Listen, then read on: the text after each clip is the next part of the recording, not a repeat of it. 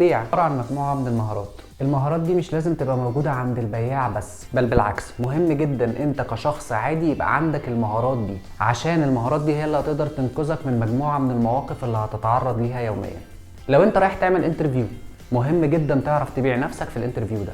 لو عندك برزنتيشن مهمة جدا في شغلك، مهم جدا يكون عندك برزنتيشن سكيلز.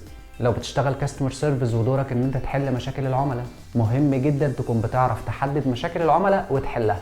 لو عندك محل صغير، مشروع صغير، مشروع كبير، مهم جدا يبقى عندك مهارات بيع عشان تعرف تبيع المنتجات اللي موجودة عندك او الخدمات اللي بتقدمها. لو انت موظف موجود في شركة، ازاي تقدر تتواصل مع الناس اللي حواليك.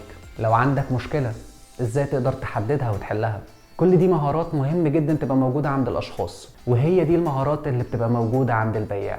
والشخص اللي بيبقى عنده المهارات دي كلها وبيشتغل شغلانة البياع هو الشخص اللي بنقدر نقول عليه بروفيشنال سيلز. في الكبسولة سيلز سكول احنا بنقدم مجموعة من الكورسات دي هي اللي هتقدر تعرفك ازاي تقدر تشتغل على نفسك عشان تطور من المهارات دي، سواء كانت مهارة الافكتيف ليسننج، الافكتيف كوميونيكيشن، الاستماع الجيد والتواصل الجيد، مهارة البرزنتيشن سكيلز، ازاي تقدر تقدم بشكل احترافي، البروبلم سولفينج او حل المشاكل، اندرستاندينج كاستمر نيد او فهم الاحتياج عند العميل. كل دي مهارات مهمة تبقى موجودة عندك كشخص عادي او كبروفيشنال سيلز ريبريزنتيف.